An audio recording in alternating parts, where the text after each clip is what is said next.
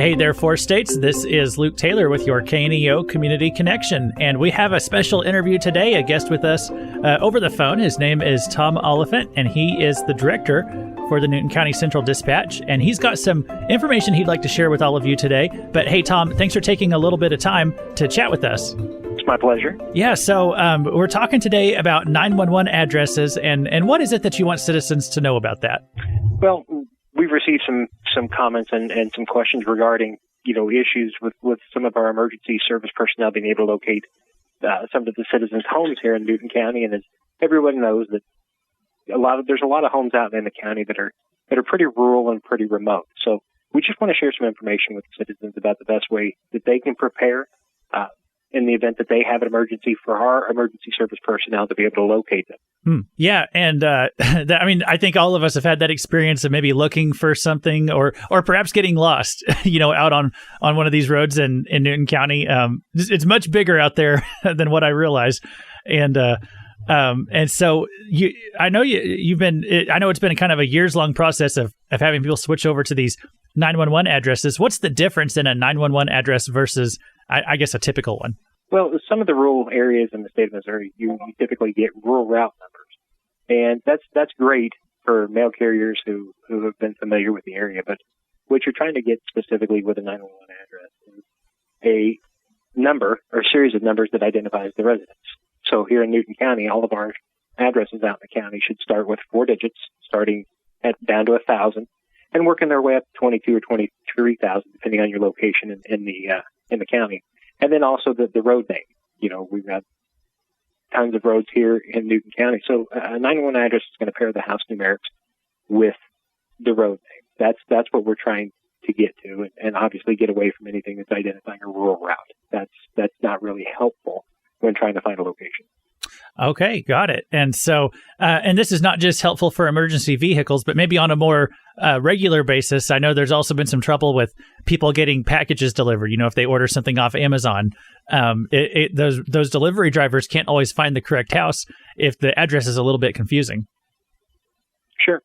And some of the issues that you run into is GPS is not always accurate, especially when you get out into areas with weaker or degraded signals. Right. And so one of the things that we would, like the citizens to know and start being, aware of things that they can do to help not just our emergency services, but maybe other companies, who are trying to deliver them, locate their homes. And one of the things we would like to see happen is, citizens be aware of, properly marking the addresses for their homes. A lot of them sit some distance off the roadway, and it's not as easy as maybe describing the home, which our 911 dispatchers do a pretty good job of trying to get a description, but sometimes you just can't see them from the road. Yeah. So the only way that the responders have to know if they're in the right place or not is based off of a sign that's sitting right there at the driveway. And, we've got some tips that we would, like to share with the citizens to try to make, life for our first responders a little easier when we're trying to find them in their emergencies. Yeah. Yeah. I mean, it doesn't take all day. It doesn't take all afternoon just to get some letters set up on your house or something like that. But in an emergency situation, I mean, that could make the difference. And so we definitely want you all to be able to find people's houses. And so you said it's one of the problem areas people might want to think about is if they have 3 or 4 mailboxes, all in a row like we see sometimes, and then there might be the letters or the numbers on the box, but that they don't always know what house that mailbox is going to go with, and so that can create a little bit of a problem, can't it? But it really can. The location of the mailbox is not always going to pertain to the location of the resident. So what we would like to see happen is, citizens become aware and take some action to try to help us out. And so the first thing that they can do is, instead of depending on the mailbox, for the address, we'd like to see them erect some reflective signs there in front of the driveway with numbers at least 3 inches tall. Make sure that the number and the sign itself are, light reflective, and of course, contrasting in color. You want to take and post that sign right there next to the driveway. You want it to be no more than 5 feet from the edge of the roadway. You'd like the sign to be visible from both directions of the road. So that may mean clearing brush or overgrowth away from the sign. and then mount that sign between 4 to 7 feet above grade. You know, you want that ambulance, or you want that fire truck, or you want that deputy to be able to identify that driveway quickly, especially if you're in an emergency situation. And so for us, that's the best way. We can't depend on mailboxes because, like you said, there's usually 3, 4, or 5 of them mounted together. And then it's still a guessing game at which mailbox goes to which home. Whereas identifying the driveway of the residents that we're trying to locate is the best option for us. Okay, well, so there are some really important tips there for people to keep in mind. And then to kind of go back to that 911 address thing before we go, if somebody wants to find out, like maybe they don't know if they have a 911 address, or if they want to go about getting one, how can they check into all that?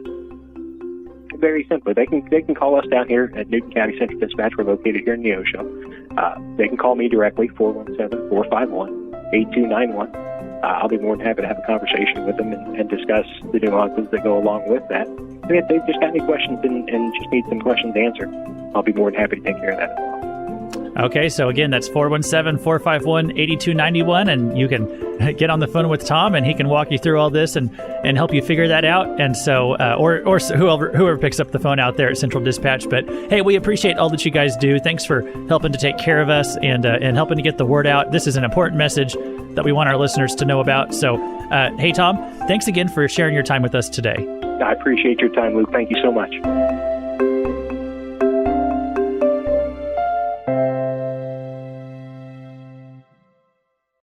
For 60 years, Crowder College has been empowering students to soar to new heights, from agriculture to education, to business, sports, and the newest technologies. Crowder always has something interesting going on. I'm Adam Winkler of KNEO Radio. Join me each week as I talk to a different person from Crowder College about what's been happening and what's coming up next. It's the Insider's Guide to all things Crowder. Subscribe today to the This Week in Crowder College podcast, available from the Sky High Podcast Network.